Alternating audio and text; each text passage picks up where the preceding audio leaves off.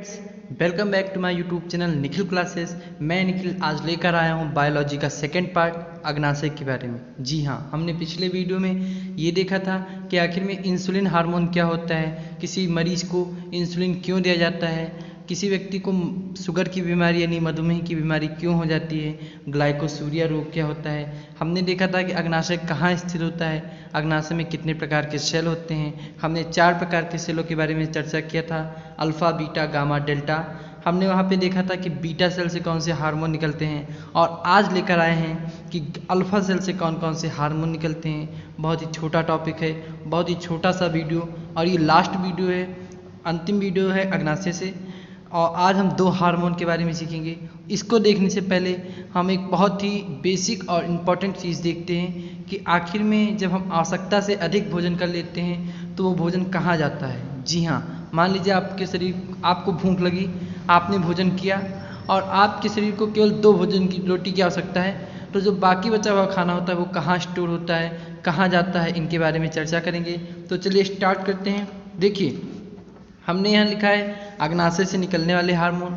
2 प्रकार के हार्मोन सीखेंगे, लेकिन उससे पहले देखते हैं कि ये क्या होता है, ये कौन सी श्रृंखला है, और ये हमारे हार्मोन में भी मदद करेगा। तो देखिए, जो हम लोग भोजन लेते हैं, आप कोई भी भोजन, चाहे रोटी, सब्जी, चावल को छोड़ के आप जो भी भोजन करते हैं, वो भोजन जो है जब शरीर के अंदर प्रवेश करता है तो वो बदलता है कार्बोहाइड्रेट में, और ये कार्बोहाइड्रेट फिर जाता है बदलता है ग्लूकोज में, और ये ग्लूकोज जो होता है हमें ये देता है ऊर्जा। जी हाँ, ये ग्लूकोज हमें क्या देता है, ऊर्जा देता है, यानी कि एनर्जी देता है। आप जो भी भोजन लेंगे वो आपको डायरेक्ट रूप से एनर्जी नहीं देता, कोई जाएगा सबसे पहले कार्बोहाइड्रेट में टूटेगा, और वो कार्बोहाइड्रेट ग्लूकोज में टूट के फिर हमें ऊर्जा देता है। इसीलिए जब आप डॉक्टर के पास जाते होंगे तो वो तुरंत आपको एक ग्लूकोज की बोतल देता है। आप बीमार हो गए, आप बेहोश हो गए, तो तुरंत एक ग्लूकोज की बोतल चढ़ाता है और तुरंत आपके अंदर एनर्जी आ जाती है। क्यों? क्योंकि हमारा शरीर ये सभी प्रक्रिया को करने में ज़्यादा टाइम नहीं लगाता, और ग्लूकोज डायरेक्ट जब शरीर में प्रवेश करता है तो तुरंत उसे एनर्जी मिल जाती है, जिसकी वजह से ग्लूकोज, या फिर आप ग्लूकोज का पानी भी पीते हैं, ग्लूकोज का दवा भी लेते हैं, तो क्या करता है कि ग्लूकोज से हमें डायरेक्ट एनर्जी मिल जाती है। जबकि भोजन से क्या होता है कि ये कार्बोहाइड्रेट में टूटेगा, और कार्बोहाइड्रेट से ग्लूकोज में टूटते टूटते करीब 1 से 1.5 घंटे का समय ले लेगा, तो इसमें काफ़ी टाइम लगता है। तो ये ग्लूकोज क्या करता है, जब हमें ऊर्जा देता है डायरेक्ट रूप से। ठीक है, मान लीजिए आपके शरीर को 2 रोटी या 3 रोटी की आवश्यकता है, आपको भूख लगी, आपने रोटी खाया, आपको 2 रोटी की आवश्यकता थी, लेकिन आपने 2 से ज़्यादा ज़बरदस्ती खा लिया। आपके दोस्त ने कहा कि आप 3 ले लीजिए, 4 ले लीजिए, ज़बरदस्ती खाया। तो देखिए, आपने इसे 2 रोटी खाया, ठीक है, 2 रोटी लिया, उसमें से 1 रोटी क्या होगा, आपका शरीर यूज कर लेगा। जी हाँ, 1 रोटी क्या होगा, आपका शरीर उपयोग में चला जाएगा, जबकि जो पहली 1 रोटी और बची है ये कहाँ जाएगा। तो देखिए, यही रोटी जो होती है, यानी कि जो बचा हुआ भोजन होता है, ये ग्लाइकोजन के रूप में इकट्ठा हो जाता है। जी हाँ, हमने पिछले वीडियो में बहुत डिटेल से चर्चा किया था, अग्नाशय की जब शुरू में पढ़ाया था। तो देखिए, आप जैसे कोई भी मान लीजिए आपके घर में एक स्टोर रूम होता है। स्टोर रूम में हम क्या करते हैं कि जो हमारे मतलब की चीज़ें होती हैं, जो हमें सामान हमारे मतलब की होती हैं, उसको हम घर में रख लेते हैं, और जो बच जाता है तो हम उसको स्टोर रूम में इकट्ठा कर देते हैं। क्यों? क्योंकि जब वो आवश्यकता पड़ती है तब उसका हम धीरे धीरे उपयोग करते रहते हैं। और ऐसी ही बिल्कुल प्रक्रिया होती है हमारे शरीर में। जब हम भोजन करते हैं तो जितने भोजन की आवश्यकता होती है हमारा शरीर उपयोग कर लेता है, और बाकी जो बच जाता है उसको इकट्ठा कर लेता है, किसके रूप में, ग्लाइकोजन के रूप में। ठीक है, बचा हुआ भोजन किसके रूप में इकट्ठा करता है, ग्लाइकोजन के रूप में। और ये ग्लाइकोजन इकट्ठा होता है कहाँ पे, आपको बता दें, तो ये ग्लाइकोजन इकट्ठा होता है जाके आपके यकृत में, यकृत यानी कि किडनी में। ओके, ग्लाइकोजन कहाँ इकट्ठा होता है, यकृत में। तो अगर कोई पूछता है कि ग्लाइकोजन क्या होता है, तो ग्लाइकोजन जो होता है कि बचा हुआ जो भोजन है उसको, ग्लूकोज को, जो बचा हुआ भोजन है उसको इकट्ठा कर लेता है किसके रूप में, ग्लाइकोजन के रूप में। और आवश्यकता पड़ने पर, इमरजेंसी के समय, ये भोजन ग्लाइकोजन से पुनः ग्लूकोज में बदल जाता है। आप जैसे मान लीजिए आपने 2 दिन तक भोजन नहीं किया, तो आप 2 दिन तक भोजन नहीं करेंगे तभी आप जिंदा रह लेंगे। क्यों? क्योंकि यही ग्लाइकोजन जो होता है पुनः ग्लूकोज में बदल जाता है। तो आपको इतना समझ में आया। अब हम आगे देखते हैं। सबसे पहला दूसरा हार्मोन आज पढ़ रहे हैं। हमने पहला हार्मोन इंसुलिन के बारे में पढ़ा था, आज दूसरा हार्मोन है ग्लूकागॉन। जी हाँ, ग्लूकागॉन क्या होता है कि ये अल्फा सेल से निकलता है। अब ये अल्फा सेल क्या होते हैं? तो हमने बताया था कि अग्नाशय में 4 प्रकार के सेल पाए जाते हैं, alpha cell, beta cell, gamma cell और डेल्टा सेल। जहाँ हमने बीटा सेल से देखा था कि इंसुलिन निकलता है, वहीं आज हम देखेंगे कि अल्फा सेल से ग्लूकागॉन निकलता है। ठीक है। यकृत में जो होता है, किडनी में हमें बताया यकृत में उपस्थित ग्लाइकोजन को पुनः ग्लूकोज में परिवर्तित कर देता है। जी हाँ, ये ग्लाइकोजन क्या होता है? मान लीजिए आपने 2 दिन तक खाना नहीं खाया, तो आप क्या करते हैं? तभी आपके अंदर ऊर्जा रहती है, एनर्जी रहती है। क्यों? क्योंकि यही ग्लाइकोजन क्या होता है? पुनः ग्लूकोज में परिवर्तित होकर हमें ऊर्जा देता है। जो आपने आवश्यकता से अधिक भोजन कर लिया था, वो आपके शरीर में जाके स्टोर हो जाता है, और वही स्टोर क्या करके ये जो यकृत में, किडनी में उपस्थित होता है, उसको ग्लूकोज में बदलता है। कौन? ये ग्लूकागॉन, यानी कि अल्फा सेल। अल्फा सेल का काम क्या होता है कि जो हम ग्लाइकोजन हमारे शरीर में इकट्ठा होता है, उसको बदल देता है किसके रूप में? ग्लूकोज के रूप में।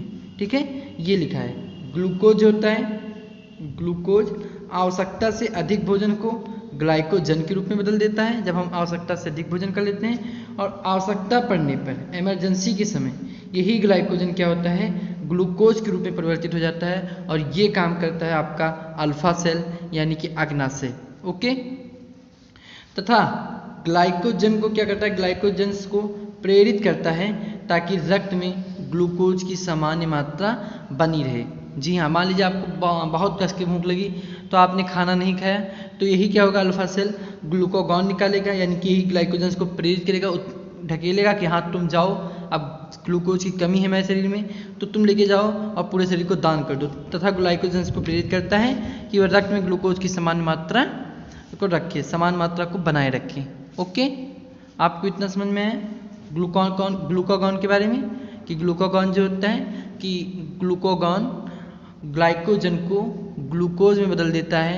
ये देखिए, ग्लाइकोजन को ग्लूकोज में बदल देता है। ओके, और ग्लूकोज किस में बदल सकते हैं? ग्लाइकोजन में। ये ग्लूकोज आपका ग्लाइकोजन में बदल जाएगा जब आवश्यकता से अधिक होगा।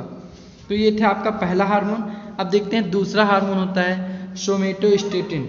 जी हाँ, सोमेटोस्टेटिन हार्मोन क्या होता है? यह हार्मोन वृद्धि हार्मोन निरोधक हार्मोन के समान होता है। अब ये वृद्धि हार्मोन क्या होता है? हमने ये पिछले वीडियो में बताया था कि ये शरीर में वृद्धि का काम करता है, आपके शरीर की लंबाई को नियंत्रित करता है। ठीक है, तो यह हार्मोन क्या करता है? वृद्धि हार्मोन निरोधक हार्मोन के समान होता है। यह हार्मोन होता है भोजन के पाचन के पचे हुए पोषक पदार्थों के अवशोषण की स्वांगीकरण की गति को कम करता है। 1 मिनट, गलती से गया, 2 बार लिख दिए हैं अवशोषण, 1 हटा दीजिए। तो देखिए, अगर आप इस पर ध्यान न दें, अब देखिए यह हार्मोन क्या करता है? भोजन के पाचन की, जो आप भोजन करते हैं, जब भोजन आपका डाइजेशन में चला जाता है, तो पोषक पदार्थों के अवशोषण की तथा स्वांगीकरण की गति को क्या करता है? कम करता है। कौन? सोमेटोस्टेटिन। जैसे आपने भोजन किया, अब आपका भोजन कहाँ जाता है? आपके पेट में। तो डायरेक्ट हमें एनर्जी नहीं मिलती, पहले इसका होता है डाइजेशन, यानी कि पाचन होता है, और जब ये पाचन प्रक्रिया कंप्लीट होती है, फिर उसके पश्चात हमको मिलता है एनर्जी। तो यही प्रक्रिया को क्या करता है? कम करता है। कौन करता है? सोमेटोस्टेटिन, यानी कि आपका अग्नाशय। और अग्नाशय में कौन सा सेल? Alpha cell. अग्नाशय के अल्फा सेल से 2 प्रकार के हार्मोन निकलते हैं, एक होता है ग्लूकागॉन और एक होता है सोमेटोस्टेटिन।